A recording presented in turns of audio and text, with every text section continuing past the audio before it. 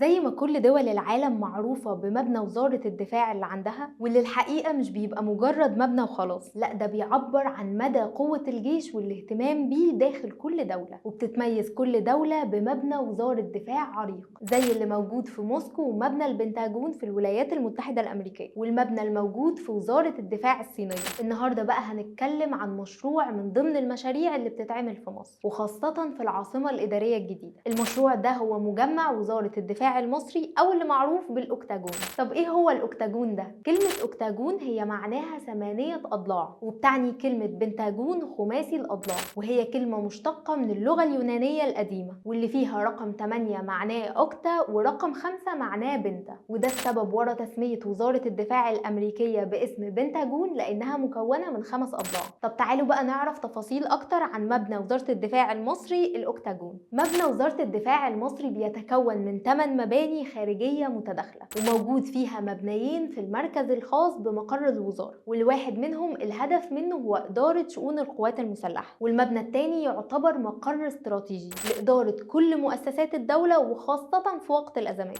والحقيقة إن عدد المباني دي مش معمولة كده بشكل عشوائي، لا دي مساوية لعدد عناصر وإدارات الجيش المصري، ودي معلومات مؤكدة من خبراء عسكريين. طب إيه الهدف من بناء مقر وزارة الدفاع بالضخامة دي؟ مقر وزارة الدفاع في معظم الدول الكبيرة زي ما قلت لك قبل كده بيعبر عن مدى الاهتمام بالجيش بوجود مقر كبير خاص بيه، لكن السبب الأساسي في المقر الخاص بوزارة الدفاع المصرية الجديدة هو تجميع إدارات الجيش المصري في منطقة واحدة، وده طبعا بيسهل الأعمال الخاصة بالقوات المسلحة، وبيوفر الوقت وبيسهل موضوع التنقل بين الإدارات المختلفة، لأن منشآت القوات المسلحة متوزعة بين عدد من المناطق، وده اللي بيؤدي إلى صعوبة في إدارة العمل اليومي. وكمان الدول المتقدمة معروف عنها بأن وزارات الدفاع الخاصة بيها بتكون موجودة في مكان واحد، وده اللي موجود بالفعل في فرنسا وبريطانيا وروسيا، وقريب قوي هيتم نقل كل القطاعات في وزارة الدفاع المصرية، واللي بيجمع بين الحضارتين المصرية القديمة والإسلامية، وبيشبه من الخارج معبد حتشبسوت.